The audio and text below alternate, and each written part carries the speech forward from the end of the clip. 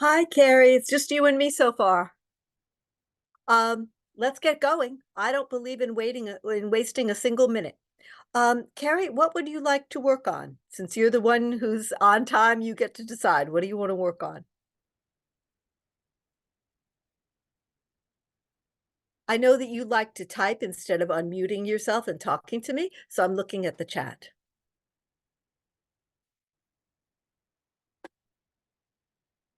And if you don't have any ideas, I got plenty of ideas. I'm going to do one that, I'm having trouble finding the chat. It doesn't always pop up. So oh, okay. myself Um, sometimes it pops up right away and sometimes not. So whatever you want to work on is fine with me. I don't really care. I know like whenever you find like the difficult questions, you say that's always going to be on the exam, the state or the school test. I always find that that's very helpful. oh, good. Okay. Carrie, are you from upstate by any chance? I am from upstate. I'm from Saratoga Springs. You see, I'm from upstate. I can spot that accent a mile away. Oh, Yeah, okay. I think I don't really have it anymore because I've lived all my adult life in New York City, so I kind of don't have it anymore, but it's the accent I grew up with. Where did you grow up? Syracuse. Oh, okay. Well, Okay. first my family lived in the Finger Lakes and then we moved. Oh, all right. And I Gotcha. went to college in Buffalo. Oh God. So you had harsh winters. You know what that's all about. Oh yeah, I love it. I love it. My dream vacation is I want to go to Antarctica. Really? Yeah, I love cold stuff. Oh, I'm the complete opposite. If I could live in Florida like tomorrow, I would be there. Wow. Yeah, I love the heat and I love the ocean and just seafood. And I was actually just watching a video before I hopped on about Florida. So yeah. Well, stick with us. That's the next course we're doing. Oh, really? Yeah, after New York, we're going to Florida. So let me ask you this. If I was to get a Florida, or I'm sorry, obviously a New York State license, how do our plan is to relocate there in like 3 years. So what would I need to do? Would I have to have residency first, obviously, and then go from there to obtain the Florida license? Florida does not require people to live there to get. Oh, Some states do, but okay. Florida doesn't. You can live in a different state and get a Florida license. So I could actually work on that before I move there? Sure. Really? Yeah. That's awesome. Now, the bad thing about Florida is that they don't honor any New York State education or licenses or anything. They don't have reciprocity with us. Okay. So a lot of people say that they think that Florida is harder than New York, and it probably is. In terms of the licensing? Yeah. Yeah. Yeah, and I'm sure they have a great influx of realtors and salespeople. For obvious reasons, there's a lot of real estate in Florida. I think my goal is a friend of mine actually works for a builder, and he has people come to them, which is a little bit different of Yeah. an environment where you're not actually traveling having to go all over to show Oh, houses. Yeah, oh. because they're always developing there. So I see Sadia's joined, so I don't want to keep chatting. And hi, Sadia. All right, let's jump in. I was reading about the Sherman Act today, so I'm going to put that in. This is a question that you will probably see on the school test and not the state test.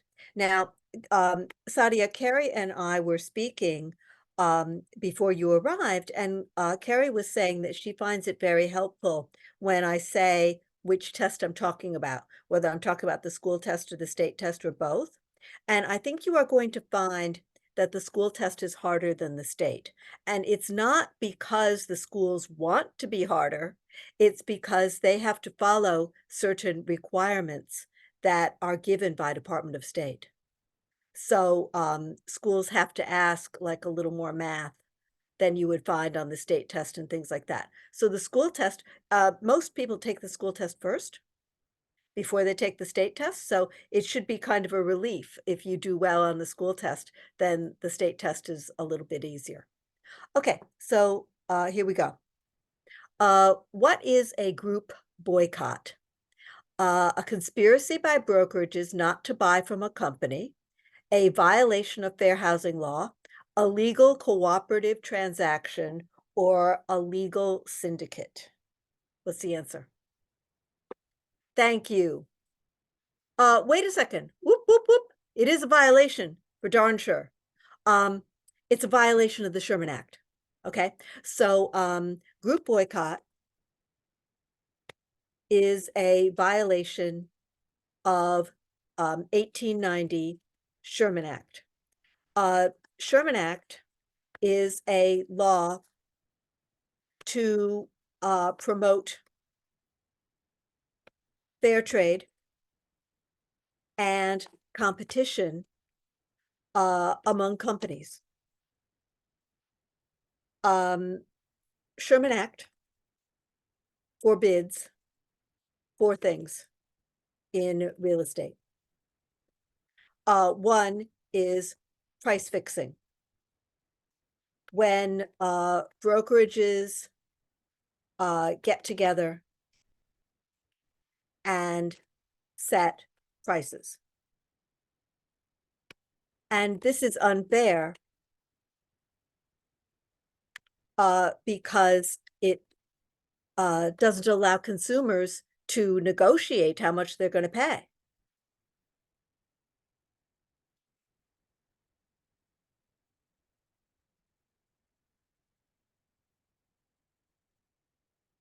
Okay. Number 2. Oh, we have 2 more people with us. Hello, everybody. Number 2, group boycott. Now, all 4 of these things are illegal. All 4 of these things are forbidden by the Sherman Act. Now, we have 2 people who just joined us. The people who just joined us, can you see what I've already written, or shall I repeat it? I think you might. Yes, you can see it, or yes, you want me to repeat it? I'm sorry. Because I'd be, oh, okay, very good. Yeah, because I changed a setting. I changed a setting in my Zoom account that says that if people sign in, they can see what's already been said. Okay, so that's really good. All right, now, number 2, group boycott. When a group of firms get together and agree not to do business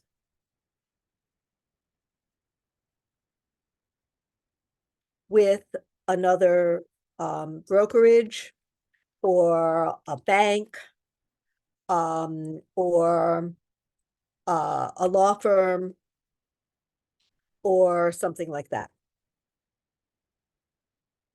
Now, I actually found out where the word boycott comes from.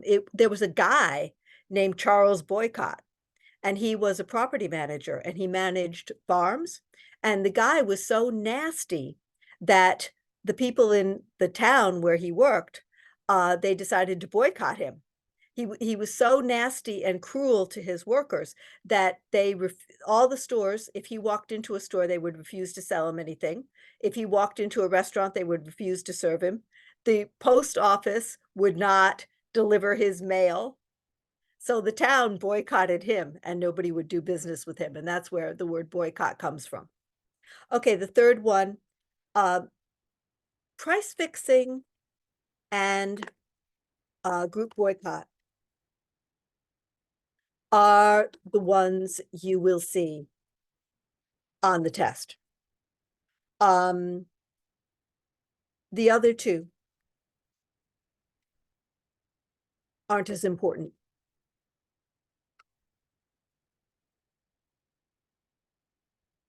Okay, so the third one is market allocation. When firms secretly agree not to work in each other's areas. And 4 is tie-in. which is telling a consumer they can only do the deal if they use a certain service, like a certain mortgage broker or a certain appraiser, something like that. Okay, so all of these are illegal. Sherman Act was passed to stop restraint of trade, which means consumers don't have a choice of which products to buy or how much to pay. Now, while we're on this subject, let's see if I can give you some more questions. Here's one. Showing real estate in areas because of the buyer's race is called. And here are your choices.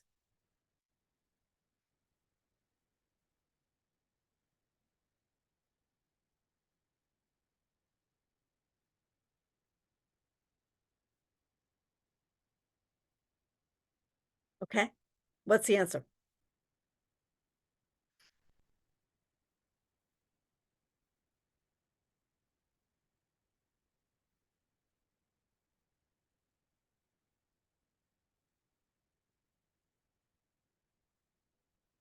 Okay, Nicole came through.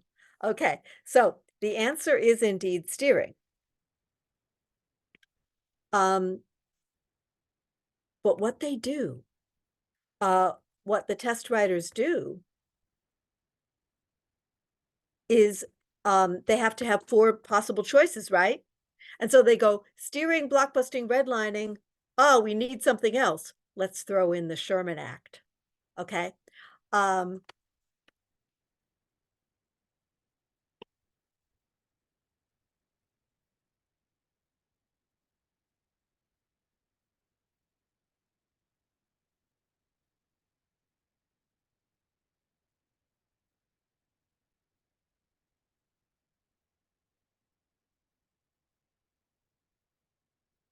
okay, now, Sherman Antitrust Act has nothing to do with fair housing.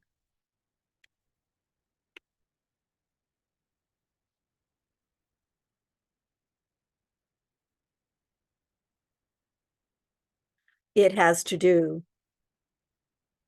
with consumer protection and fair trade. Okay, so here's another one. What was the first fair housing law in the US? I'll give you choices.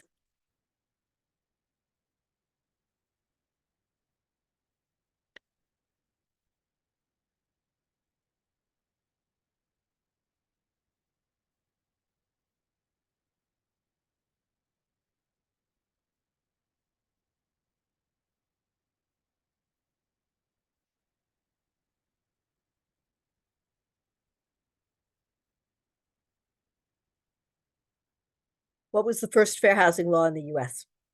Fair Housing Act, Civil Rights Act, Housing Development Act, or Sherman Act?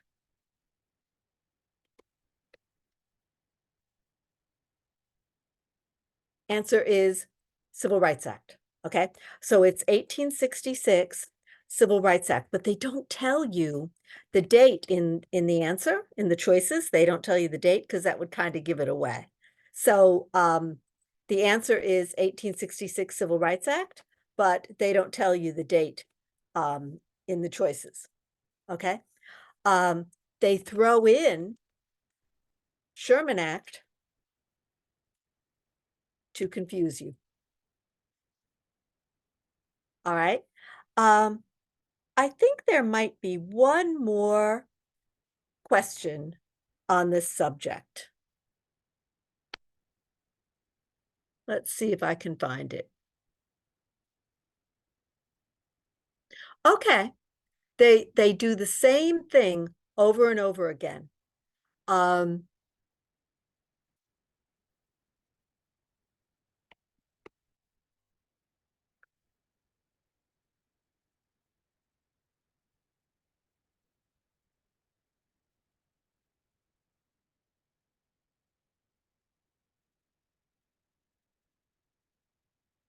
what is the illegal practice of banks refusing mortgages in areas due to discrimination? And you get your three favorite choices again: steering, blockbusting, and redlining. And then the last one is price fixing. So what's the answer? Exactly. So the answer is redlining, but they throw in an antitrust answer. Okay. Does everybody feel clear on fair housing? Because fair housing, students often ask me what I think are the most important subjects on the test. And I always say fair housing and agency. So we haven't done, in the past few weeks, we haven't done that many fair housing questions. So how do people feel about fair housing?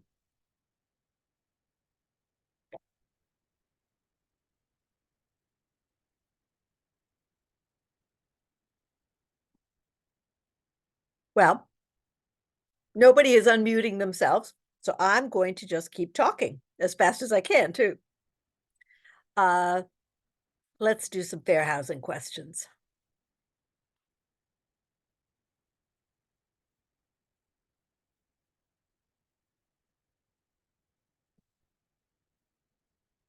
All right, I'm going to give you a question from the school test because I told you that the school test is a little harder than the state test. So here's a question that you might very well see on the school test.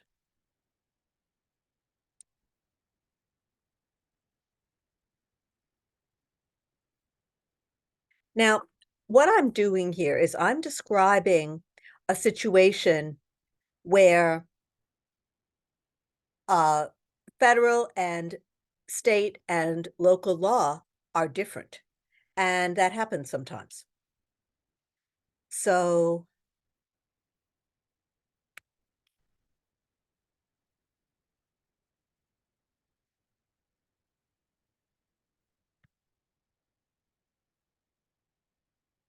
there you go. If local law is different from federal or state law, which law must a landlord follow? A, landlords must follow all laws, including the strictest one. B, landlords must follow only New York State multiple dwelling law. C, federal laws override local laws. Or D, local laws override federal laws. Okay, the answer is A. Answer is A. Landlords must follow all laws, including the strictest one. Okay, that's really important in fair housing because New York City law tends to be more strict than New York State law, and New York State law tends to be more strict than federal law. So that's something that we encounter in our practice, like all the time, in New York City real estate.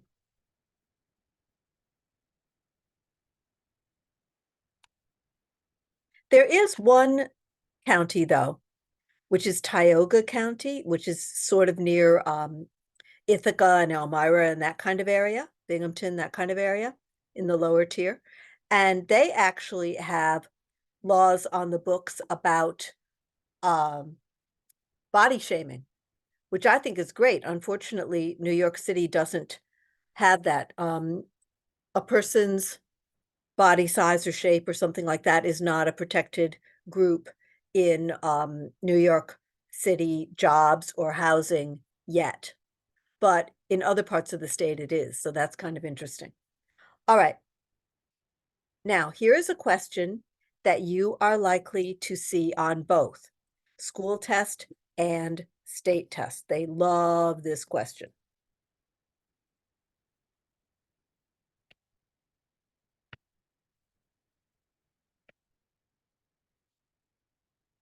Who is most likely to receive an exemption to fair housing law? A broker, a landlord, roommates, or a website? Thank you. Everybody's getting this one right. Very good. Very good. Okay, so the answer is indeed, answer is C, roommates. Okay, and that's because roommates are sharing kitchen, living room, bathroom, etc. And they they get exemptions for things like gender. A roommate um, could place an ad legally saying she wants a female roommate. Now, for your interest, I was curious about this subject and I wanted to know, okay, so like if I'm female, I can request a female roommate, but what if I want somebody my own age? What if I want a female roommate who doesn't have any kids? What if I want a female roommate who uh has the same financial, like same sort of job I do, or the same sort of financial background I do, or something like that? So I wrote Division of Human Rights and asked them that question. And I said, I know that roommates get some latitude on gender, but can you please tell me what other protected groups they would get some exemptions for, like for age or marital status or family status or something like that. And Division of Human Rights wrote me back and said, um, roommates could get exemptions for things like gender. In other words, they refused to answer my question. And I guess the reason they refused to answer my question is that the law is not explicit on this. And I guess they just didn't have any court cases to refer to. So that was the best answer they could give me. All right. Now, do people like that I'm doing fair housing? Because I can switch to something else. It's just that fair housing is so important. Here's a question. Okay, people like fair housing, good. Here's a question that you will see on both school test and state test. They love this question.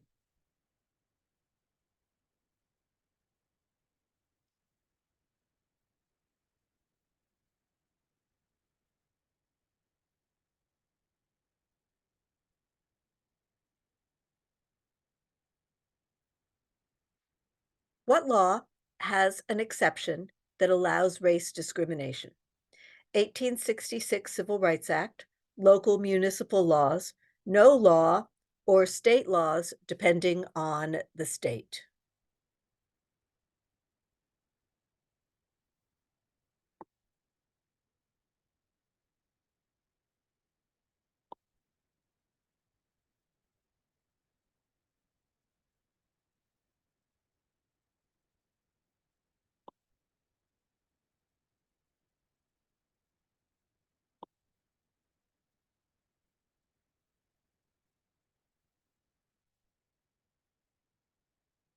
Okay, everybody got that one right. Very good. So the answer is no law. There are never any exemptions or exceptions to 1866 Civil Rights Act, which protected real estate rights for everyone, regardless of race. Okay, here's one that is on, oops, I gave away the answer. I hit enter by mistake, so it gave away the answer. This is I had the answer in my notes. Um, this is a question that you are likely to see on the school test. You will not see it on the state test, I don't believe. Okay. Now, Plessy versus Ferguson, do people remember what that case was about? That was the one about the guy on the train that they wanted him to sit in a different car. He was like the same as Rosa Parks. Rosa Parks was on the bus, and the bus driver told her to go to the back of the bus. This guy was on a train, and they told him to go into a different train car. So the question is, what did U.S. Supreme Court determine in Plessy versus Ferguson? Landlords cannot discriminate on race. It had nothing to do with landlords. It had to do with a train. Public facilities cannot be segregated. No, they found that public facilities can be segregated. Separate but equal is acceptable, or separate but equal is impossible. So the answer is C. Separate but equal is acceptable. That is what the 1896 Supreme Court ruled. Plessy was in a train, and conductor told him to go to a different train car because of his race. So the court ruled that separate train cars for the races were okay as long as they were equal train cars. This decision was extended to things like schools, housing, restaurants, etc. Okay. All right, we're kind of on a roll with this. We're kind of on a roll with this fair housing. So I'm going to give you another one. Once again, I don't think you will see this one on the state test. I think you will see it more likely on the school test.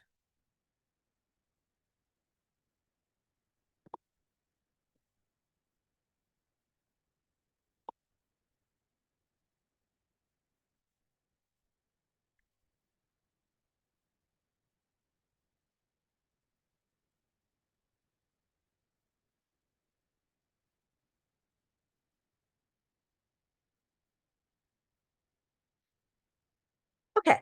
A New York City resident feels discriminated against by a landlord because of her gender. To whom can she report? A, city, state, or federal authorities. State, because it supersedes city law. Only private civil rights groups. Or D, no one, because landlords have an exemption for gender. Thank you. The answer is A. Answer is A. Gender is protected by federal, state, and local law. She can report to U.S. Attorney General, who is our friend Merrick Garland, right? Or Housing and Urban Development Department. On the state level, she can report to New York State Human Rights Division. And then in New York City, she can report to Commission on Human Rights.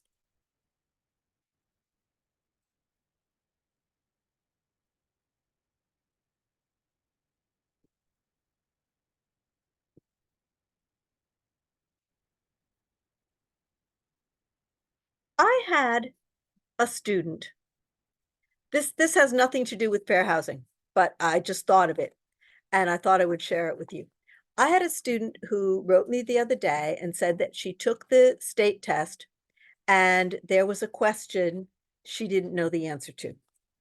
And this is a question that you will see on both school test and state test. So I'm going to share it with you right now. Maybe you know more than this particular student did.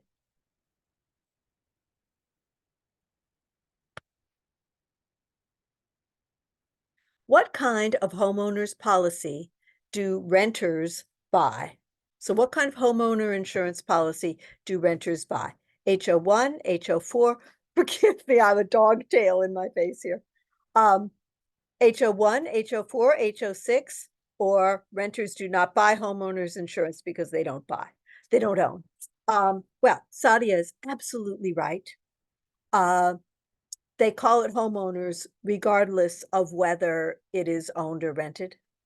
And HO stands for homeowners.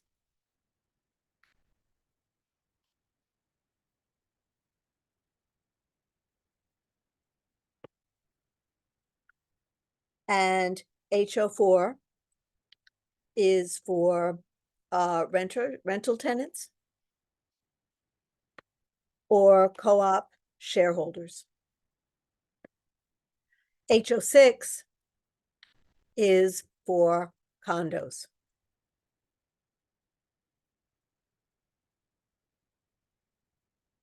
That's on the test too. Okay, what I'm trying to accomplish here is I'm trying to just fire questions at you and get as many in as I possibly can in the time that we have. HO1. HO1 is not the right answer on the test. But it is the most basic HO coverage with the least protection.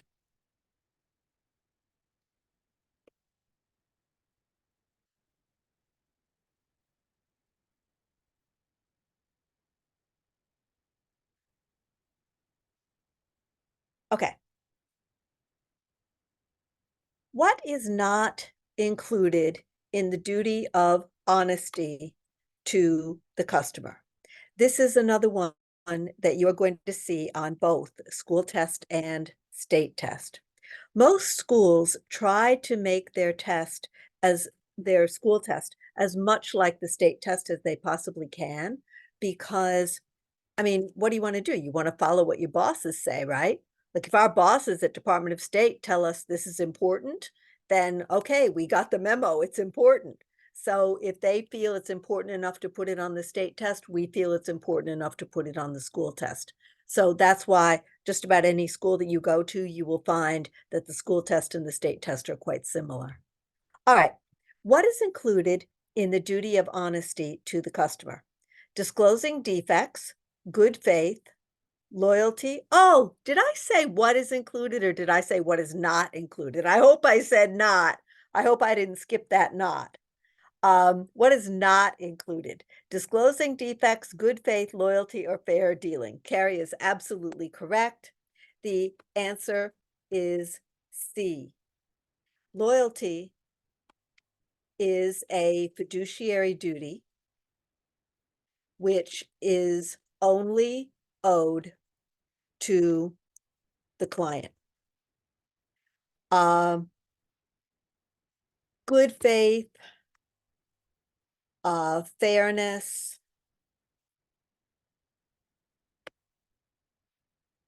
fair dealing, truthfulness, integrity are all different ways of saying honesty. Licensees, and we know that licensees are salespersons and brokers, right? Like anybody with a real estate license. Licensees owe honesty to the general public. Now, the last one I think is really interesting. The not the last choice, because choice D was the last choice. I meant the last one that I didn't mention, and the last one that I didn't mention was disclosing defects. Part of the duty of honesty is that if we know of a problem in the real estate that affects the value, Article 12A, which we know is license law, right? Section 443 says that we have to tell the buyer or tenant. Okay. A lot of people don't know that because Article 12A is like 40 pages long and it's kind of buried in there. So a lot of people don't notice that one, but that's a real important one.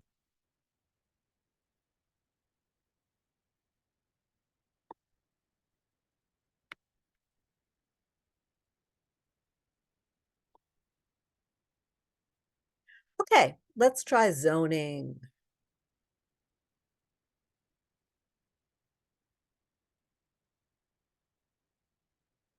Local laws regulating property use are called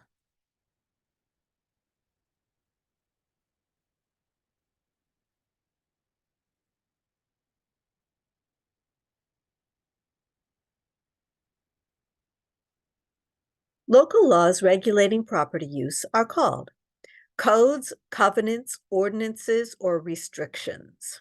What's the answer?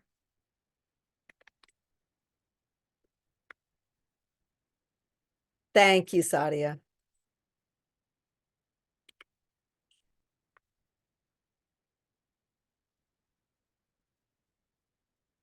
By the way, on the test, they never say it's called or it is. On the school test, they say it's called or it is. On the state test, it's always it's known as. So you just have to get used to that mannerism. On the state test, the writers have a couple of odd mannerisms. One is they often start a question with, according to state law. Well, isn't everything according to state law? Like, isn't that the whole idea of the test? The whole test is about like state laws that we have to know and procedures and stuff. So, like, according to state law is really sort of unnecessary.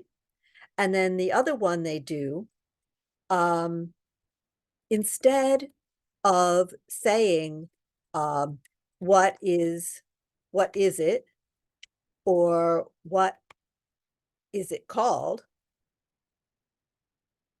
Uh, they say, what is it known as? And if you're not expecting it, it can be very jarring.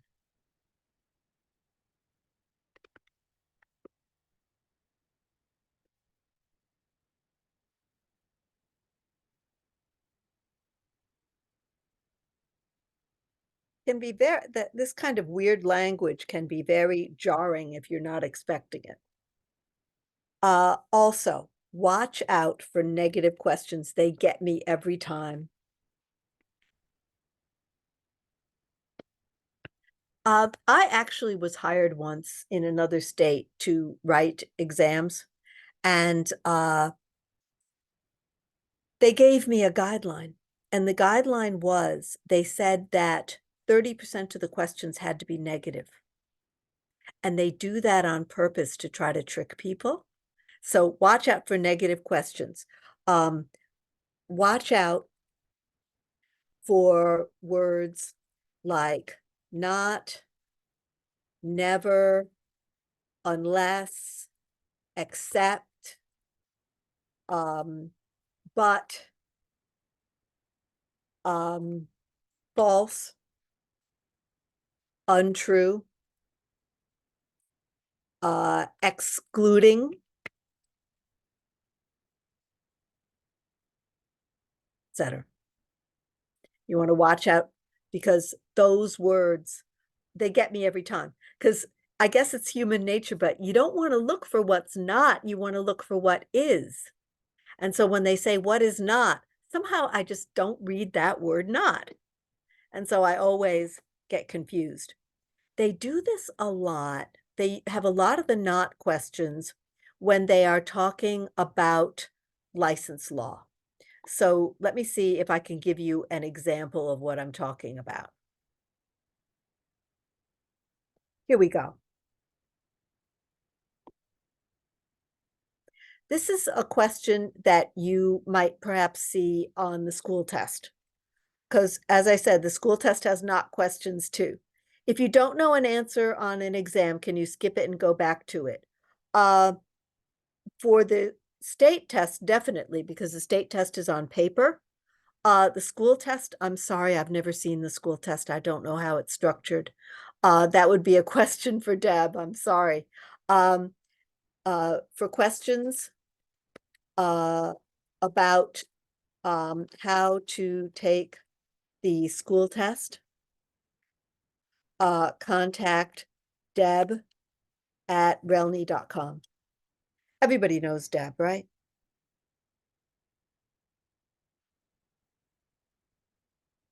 Okay. Here's one. What is not a possible consequence of violating Article 12A?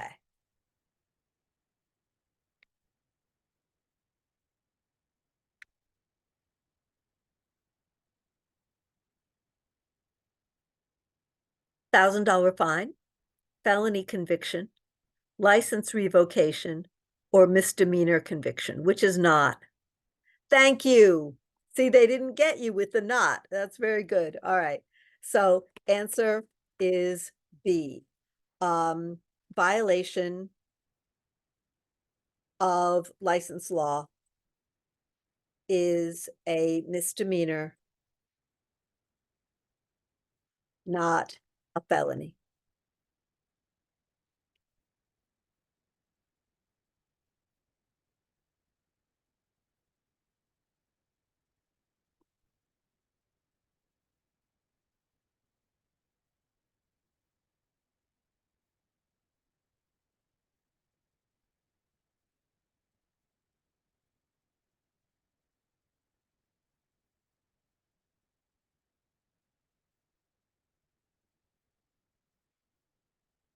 What is a common violation of license law? This one you're probably going to see on the school test, not so much on the state test.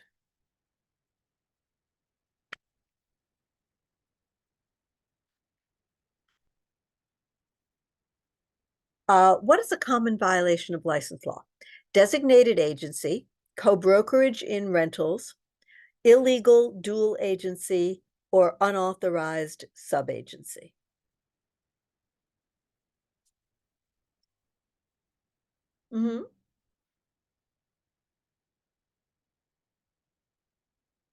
Absolutely right. I think everybody remembers my story about the coffee and donuts. Okay. Answer is illegal dual agency. Now, while we're on the subject, we were talking about insurance a while ago, and there is a question on the state test, it's not really that hard of a question, but the way that it's worded is so difficult. So let's see if we can talk about this.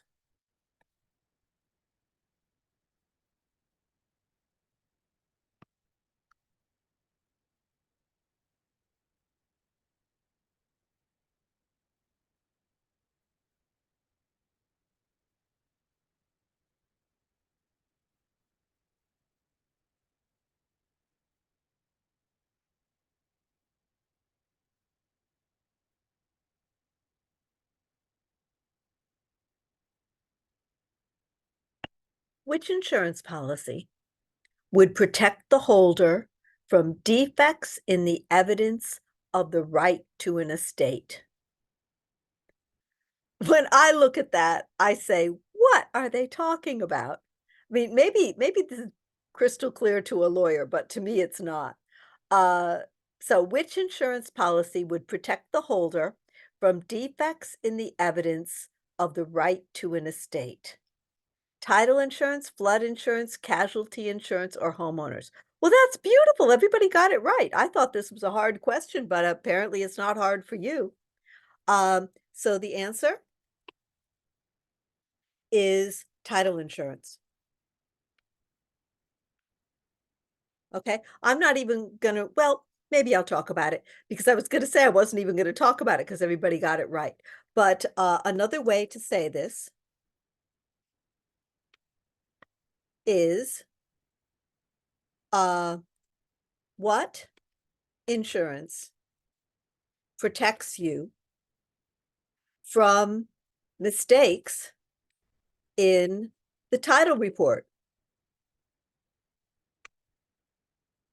Because the title report is evidence of the owner's rights in the property. The title report finds encumbrances. Anybody remember what encumbrances are? Encumbrances is always on the test. And the reason it's always on the test, thank you, baggage. See, you're making my life meaningful because somebody remembers the stuff that I say. They love encumbrance on the test. And the reason they do is that they're hoping that you can't remember what an encumbrance is. Okay, so yes, debts or liens. So encumbrances are legal or financial problems attached to real estate. Um, the most common encumbrance, is a mortgage lien.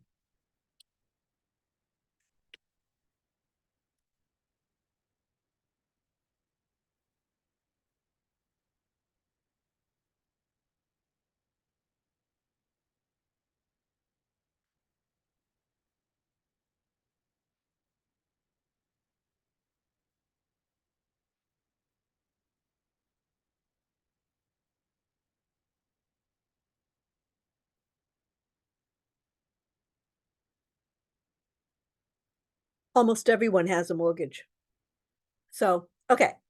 Which of the following statements regarding liens is true? All liens relate to debt. All liens are involuntary. All encumbrances are liens, or all liens are encroachments. This is a perfect example where Department of State is hoping that you don't remember what encumbrances and encroachments are. So, which is true regarding liens? All liens relate to debt, all liens are involuntary, all encumbrances are liens, or all liens are encroachments. Give me just 1 second while you're thinking. I'm going to turn off the light. Thank you. Lisa has it right. Forgive me, I'm just turning off the light for a second here. Okay, very good. Okay.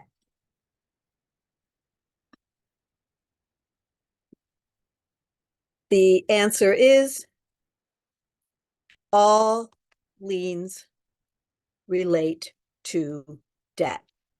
Now, this is tricky because a lien is a kind of encumbrance.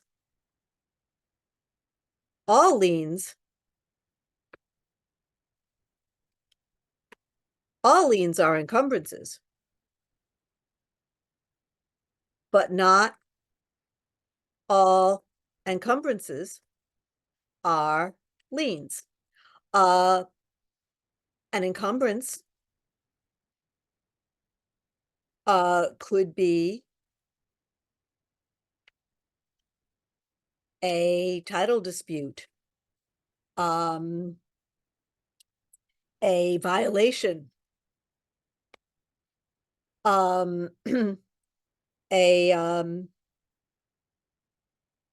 an unpaid bill,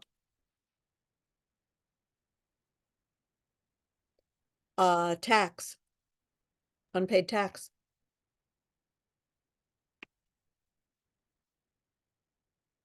Okay, so encumbrances could be lots of things. There's an old saying, I've heard that they tell it to people in law school, but I don't know. But the old saying is that all poodles are dogs, but not all dogs are poodles. So all liens are encumbrances, but not all encumbrances are liens. Okay. And then an encroachment. Anybody remember what an encroachment is?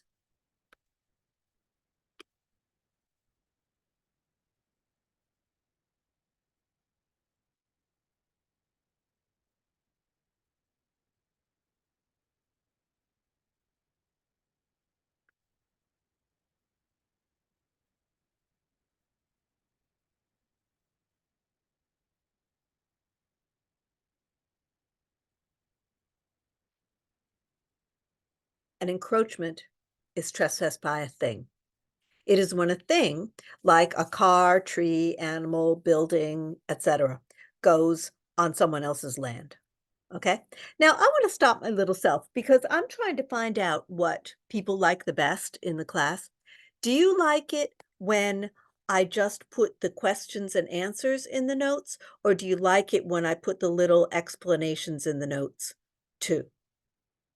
Because every week I send you the transcript, and I would just like to send the transcript that people like the best. So do you like it when I put explanations and elaborations into the notes, or do you want just the questions? Okay, so you like the little notes and elaborations. Okay. All right. Well, that's what Lisa thinks. What do other people think? Okay, I've got a funny one for you. When you go to take the state test, you are going to see Mrs. Davis, and you are going to think of me. Oh, I sent the transcript. Okay, good, good, good. So everybody likes the explanations. I sent the transcript every week.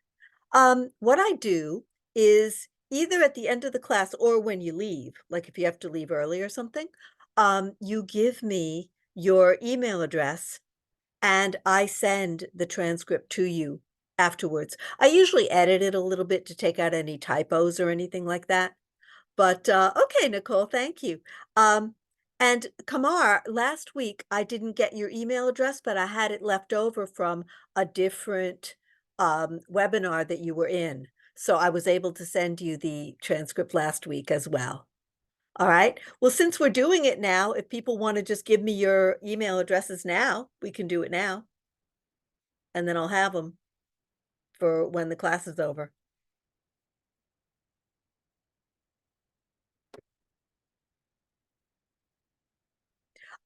Lisa, what do you mean by you missed two? In other words, you weren't present for two classes, or I emailed it to you and you didn't receive it? Oh, you missed 2 classes.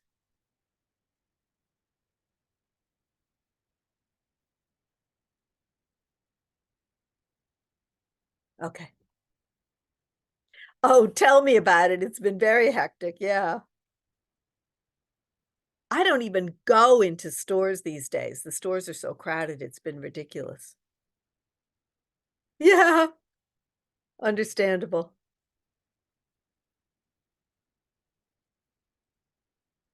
Okay. So I have everybody's email. That's good. All right.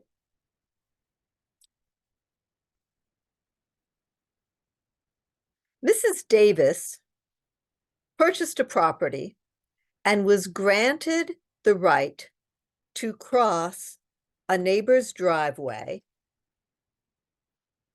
to reach the beach.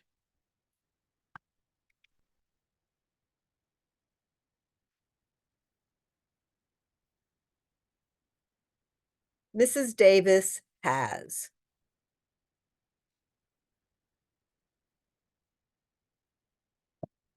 Mrs. Davis purchased a property and was granted the right to cross a neighbor's driveway to reach the beach.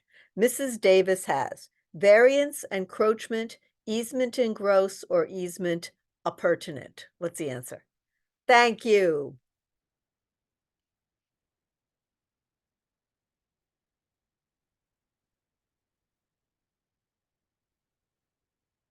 Okay. Uh, they love to ask about easements on the test. I think the easement questions are relatively easy. I'll give you one and you can tell me if you think it's as easy as I do.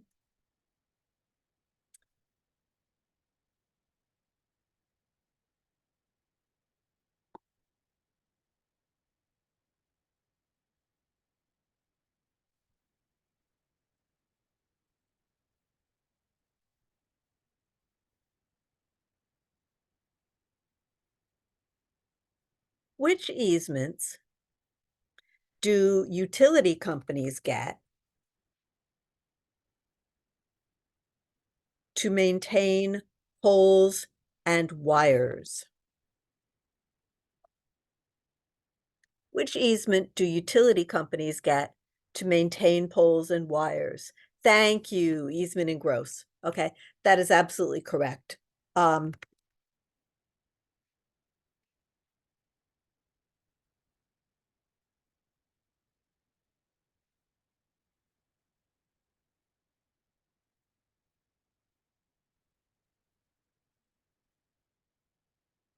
Now, I'm very surprised that they mention conservation easement uh, as one of the choices because it's not in the curriculum. But a conservation easement, a conservation easement is always the wrong answer. Um, it is when a property owner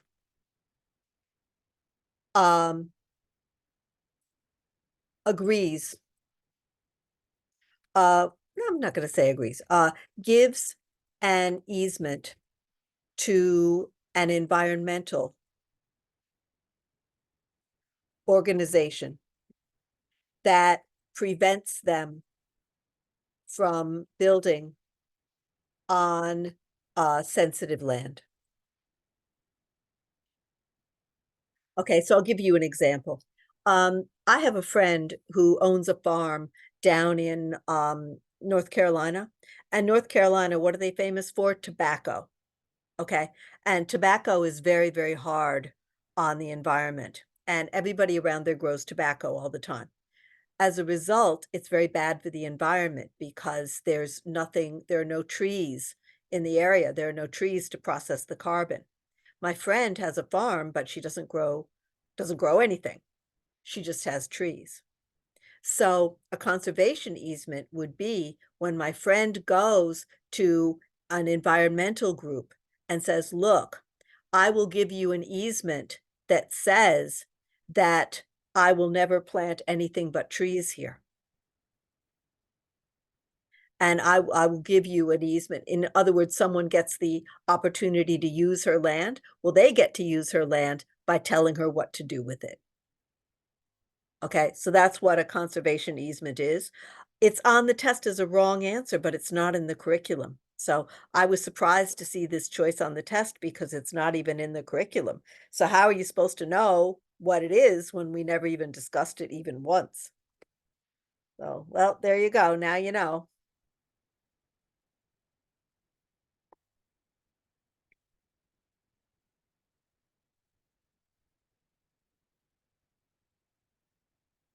Which deed gives the most promises to the buyer? And your choices are quitclaim, full warranty, bargain and sale, or specific warranty. Which deed gives the most promises to buyers? By the way, quitclaim is one word. You will see it as two words sometimes. Sometimes they have typos and stuff on the state test. So, I mean, don't let it bother you if you see it as two words, but it's supposed to be one word. You know why? If you went back 1,000 years, it was one word 1,000 years ago. Okay. Thank you. Lisa is absolutely correct. So the answer is full covenant and warranty deed gives the most promises to buyer. They left out the word covenant because a covenant is a written promise. And they didn't want to give away the answer.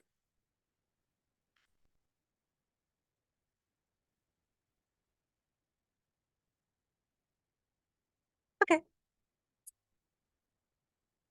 Are people getting the idea of what I was talking about, how the school test tends to be harder than the state test?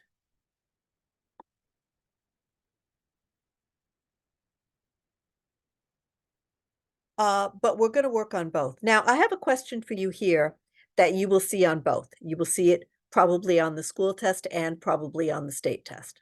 All right. Uh, who owes fiduciary duties to whom? The manager to the owner, the manager to the tenants, the tenants to the owner, or the owner to the manager? Who owes fiduciary duties to whom? Manager to owner is absolutely correct. Manager to owner, A, is correct. That's because the owner is the principal and manager is the agent. As an agent, they owe fiduciary duties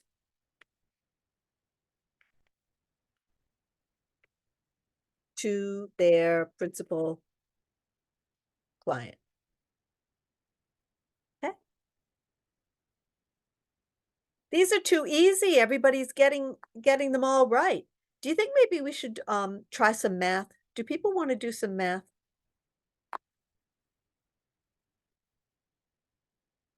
No math. Is it because you're good at math or because you hate math? Either you love it or you hate it, right? Oh, okay. Um, some people love math and they're so good at it that they say, well, let's not waste time on the math. So when people say they don't want to do math, I never know if it's because they love it or because they hate it.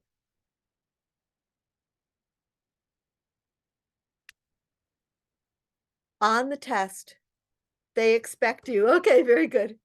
On the test, they expect you to know what pity is. Um, neither, well, The school test will use some abbreviations, but the state test doesn't really like abbreviations. There's only a few abbreviations that they use on the state test, and pity is one of them. And so they're hoping that you don't know what pity is. So here's the question.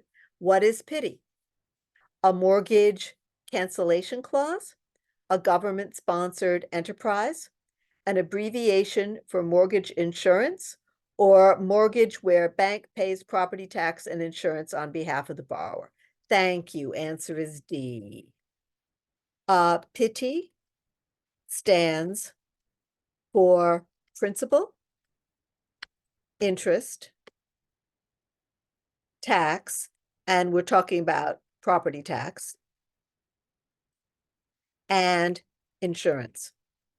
Pity is basically housing costs. A budget mortgage, which is what most homeowners have, is when the bank collects pity on behalf of the mortgagor. The bank keeps principal and interest because it's the bank's money.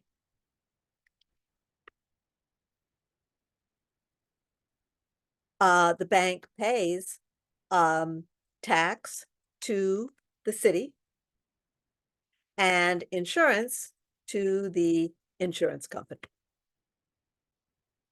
Okay.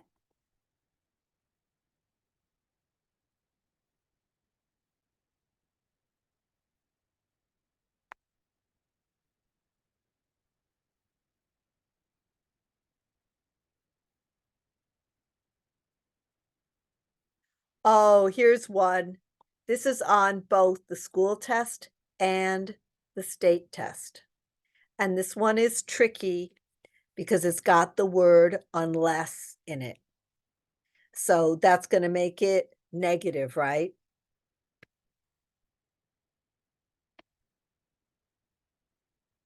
This one is always on the test. They love this question.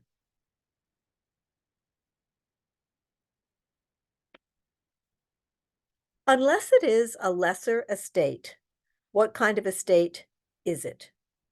Estate for years, estate at will, fee simple, or life estate?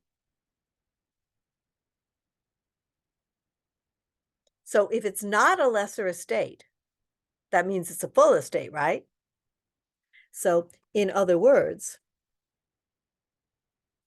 if it's not a lesser estate, so it is a full estate, what is it? And the answer, Carrie has it absolutely right. The answer is indeed fee simple. Fee simple is the fullest, most complete, and most common kind of freehold. Freehold means you own, and leasehold means you lease. I'm so glad you asked me that, Nicole, because you're one step ahead of me. I was just about to say it. Okay, so fee simple is called a full estate because the owner has the full bundle of legal rights. In a lesser type of freehold, they don't have all the legal rights. Okay, so let me give you an example, okay? So if I own property in fee simple, fee simple is the most common kind of freehold. It's standard freehold ownership. Okay, so If I own real estate in fee simple, I have all the rights of ownership. I can sell it, I can tear it down, I can set it on fire, I can do whatever I want with it, right? I can mine, I can drill, I can farm, I can do whatever I want with it, right? I can give it to my heirs, like if I want to put it in a will, if I want to give it away to somebody, I can gift it to them. I can do anything I want with it, right? Because I have the full bundle of rights. Now, an example of a lesser estate is a qualified estate, also called on condition. In that kind of freehold, the previous owner writes in the deed that the real estate can only be used for a certain reason. And if it is not used for that reason, the new owner loses title. So the example that I gave in the course, was an old lady who was me dressed up, um, who donated her mansion to the college, but only if it were used as a library. If college doesn't use it as a library, they lose ownership. So the college doesn't have full bundle of rights. They can't use it as they please. They can't tear it down. Lots of things they can't do. Okay? So it's a lesser estate, less legal rights. Okay?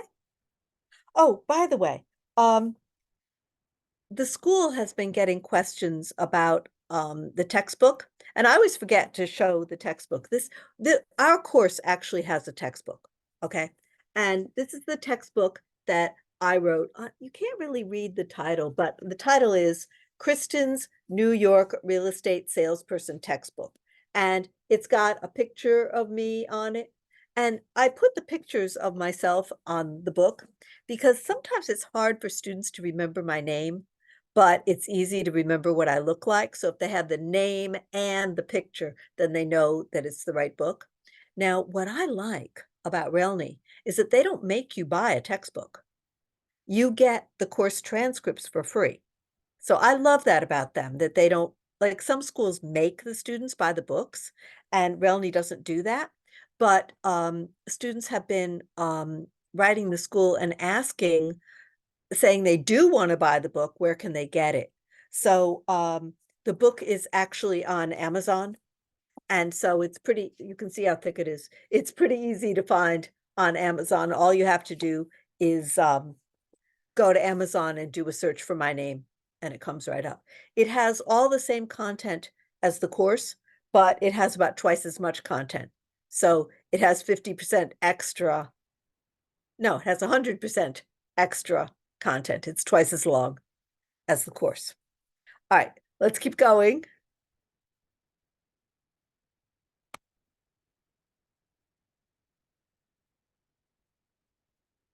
Here's a question that is on both school test and state test.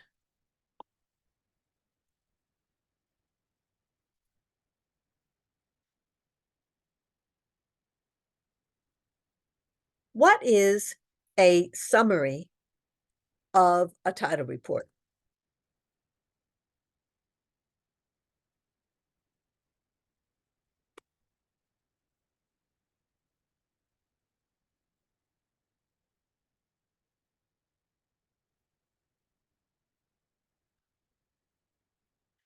Abstract, condensation, digest, or synopsis? What is a summary of the title report? I think these questions are fun, actually. It's like watching Jeopardy or Family Feud or something. Yeah, okay. Answer is A. I'm gonna have to come up with some harder questions. I can't seem to fool you. I know a hard one. I know a hard one.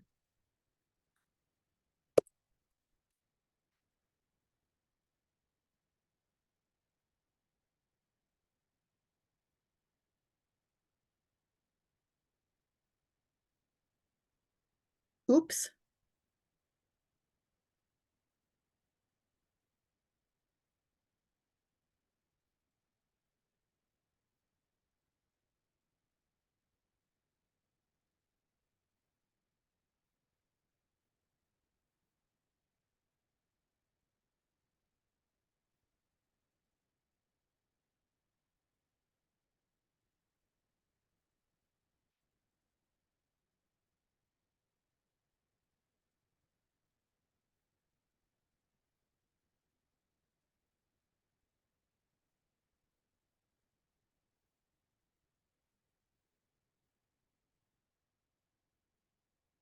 A lovely old theater is for sale.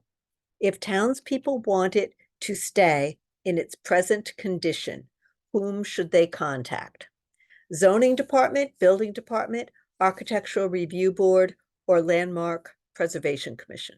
What's the answer?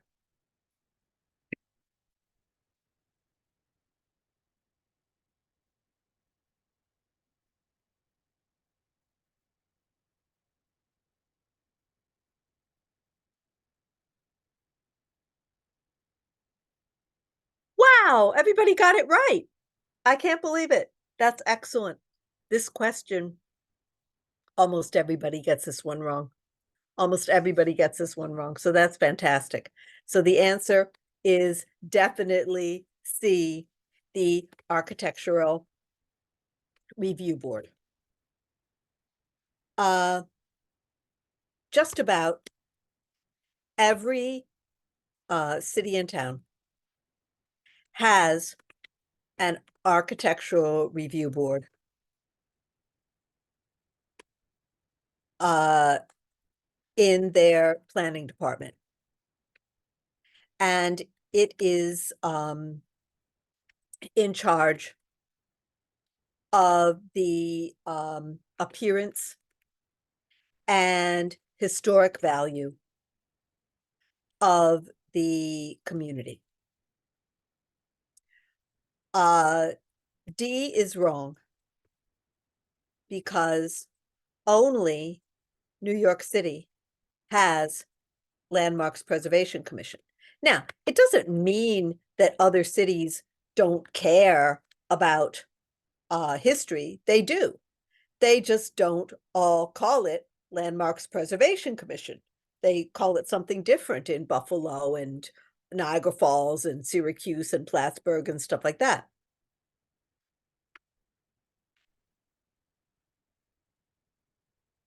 And it only has authority over buildings that are designated as landmarks. In this question, the building is merely lovely and old, not a landmark. And it is in a town, not New York City. Okay, so I think that's kind of a trick question, but they sure didn't get you. Everybody got that one right.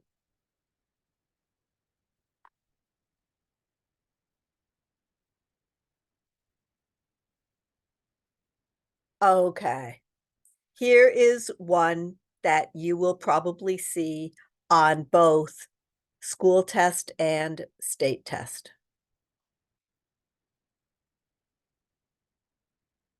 What date will we resume class in 2024? I was told Let me look at a calendar for a second. Um, I was told that it would be, let's see, January 2024 calendar. The 17th. Yes. Our next webinar. I'll type it in a second. Okay. So first I'll give you this question and then I will type the date for you.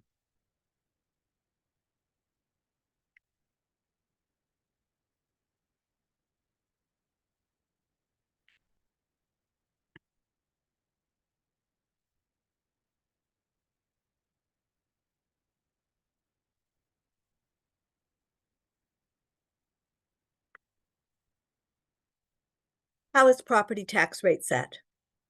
Automatic annual increases based on tax levy proposed by mayor or set statewide. Thank you, Sadia. Thank you, Lisa. Excellent. So the answer is based on tax levy. The tax rate is not determined by people, but by a math equation. I was told today that our next webinar will be Wednesday, January 17th. However, the school said they would email a reminder to everybody, including me. I had a dream last night that I forgot about the class. And I woke up and I'm going, it didn't really happen. It didn't really happen. I didn't really forget. I'm like terrified of like forgetting to teach. It never happens, but I'm terrified of it happening. All right. Uh,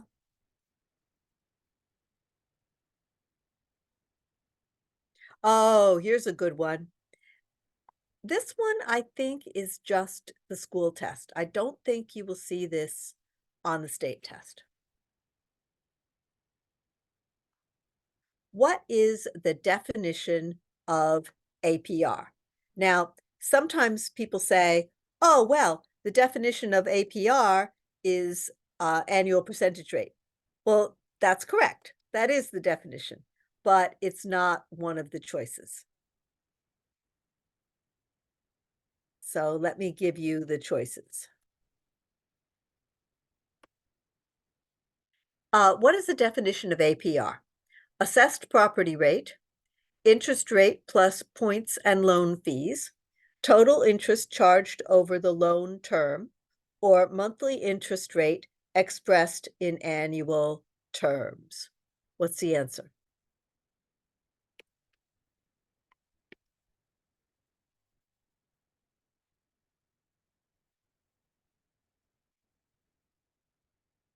Thank you, Sadia. Absolutely correct. Okay, now let me tell you why. Let's say that I want a mortgage. And the bank tells me market interest rate is 6%, but they will give me 5% if I pay points.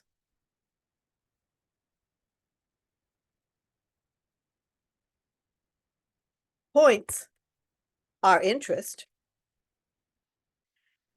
that is paid in cash at beginning of mortgage instead of every month for the mortgage term. So you can't like forget the points. You can't exclude the points from APR.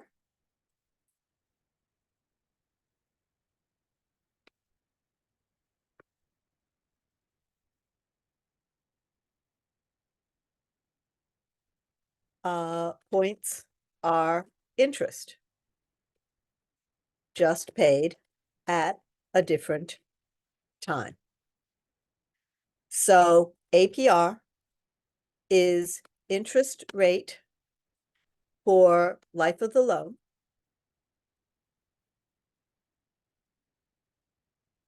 We could say the monthly interest rate or the annual, whatever term it is. Let's say the periodic interest rate. That way we don't we don't have to specify whether it's monthly or annual. So it is the periodic interest rate for life of the loan plus loan fees at the beginning, like origination fees and junk like that, plus points. Okay, very good. You had it right.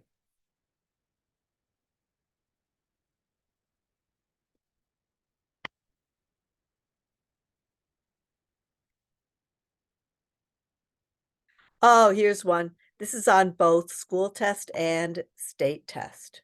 So you probably noticed that most questions are really on both. They might not have the exact same words, but the point of the question is the same. So what does Zoning Board of Appeals do?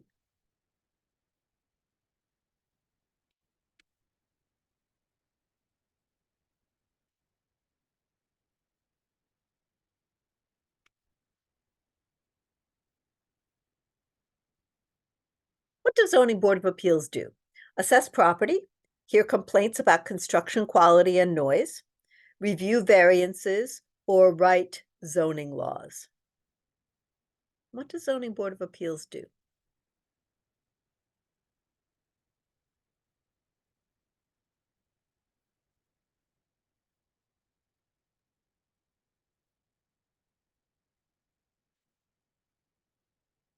Thank you. They review variances. And a variance is a zoning change. So for example, if I own a house and I want to turn the house into a store, if I'm in an area that's zoned residential, I would have to get a variance to be allowed to open a store. Okay, so a variance is a zoning change.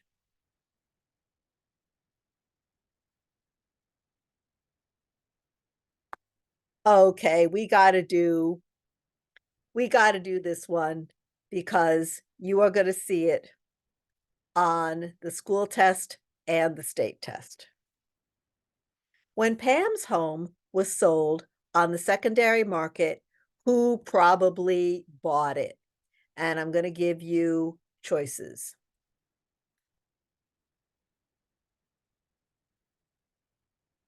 So was it FHA?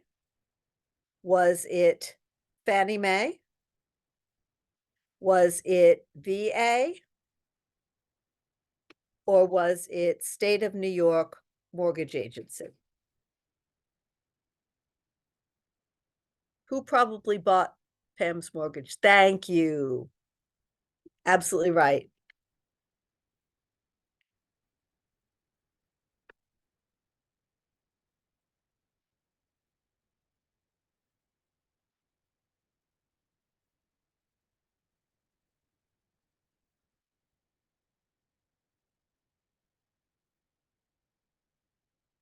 Never choose State of New York Mortgage Agency. The answer is wrong. They use it as a wrong choice. So never choose that one. All right. On the test. On school test, they will abbreviate FHA and Fannie Mae. But on state test, they spell out all the names in full. So you have to know that GNMA is Government National Mortgage association. Okay, so you have to know the full names of those mortgage organizations.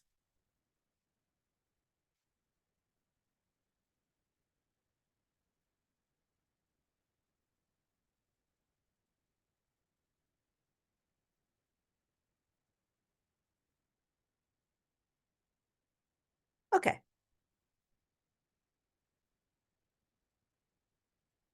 All right. I'm gonna do one just to be sure that everybody's got it because it is always, always, always, always, did I say always, on the test.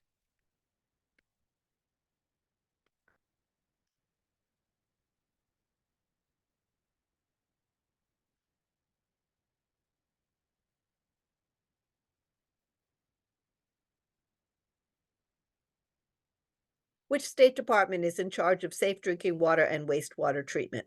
I'm not even gonna give you choices. You just have to know this. What's the answer?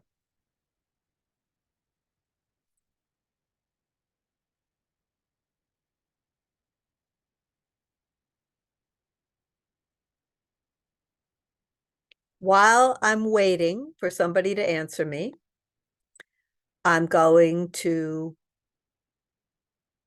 find our next question.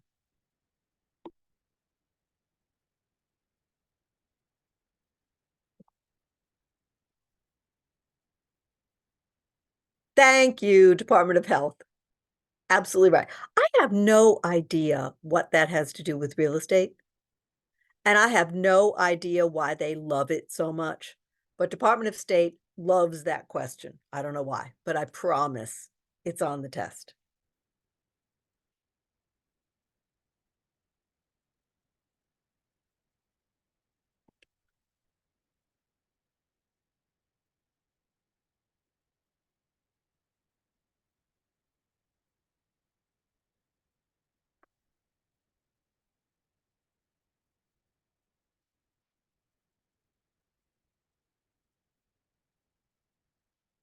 When a property's value decreases due to outdated style, it is the result of poor taste, obsolescence, wear and tear, or a stagnant market.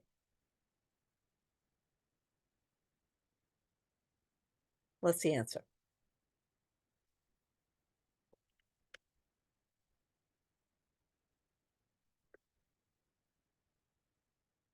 Thank you, Nicole.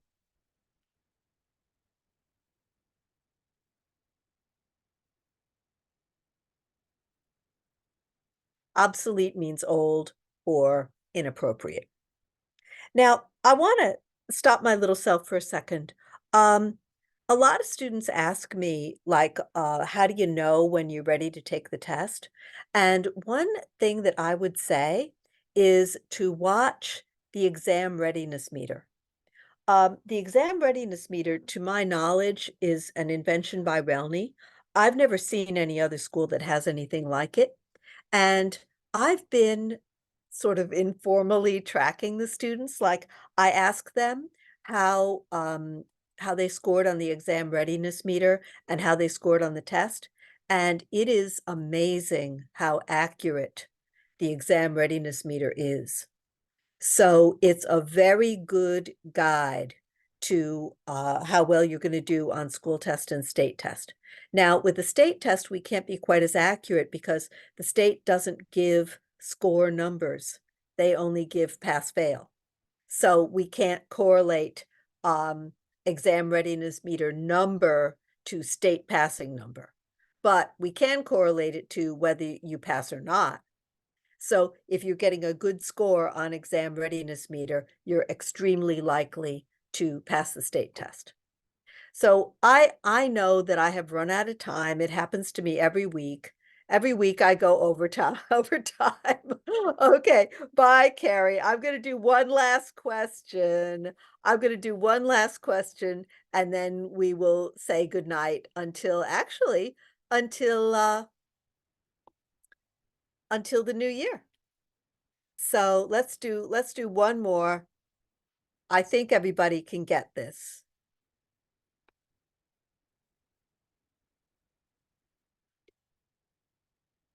What is the allocation of certain closing costs, such as tax or fuel, between buyers and sellers on a closing statement? Is it partition, proration, calculation, or subordination? What's the answer?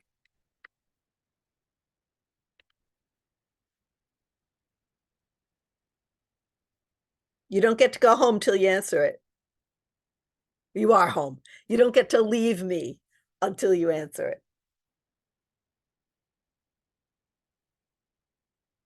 What is the allocation? Oh, I have a typo there. It's what is the allocation of certain closing costs, such as tax or fuel, between buyers and sellers on a closing statement? Partition, proration, calculation, or subordination? I think everybody's too lazy to answer because everybody's getting tired. Okay. The answer is indeed B, proration. All right. So I have everybody's email address and I will send you a transcript. Does anybody have any comments or questions or remarks for me?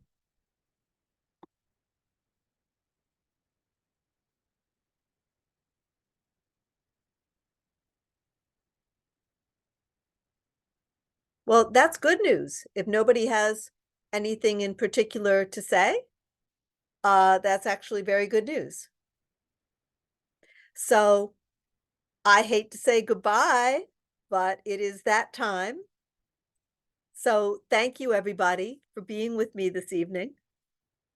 All right. Have a very good new year. And I'll see everybody in January, I hope. And by the way, oh, let me give you my email address so that you can let me know when you pass the test. Okay? Let me know when you pass the test because I want to hear about it. Okay? Good night.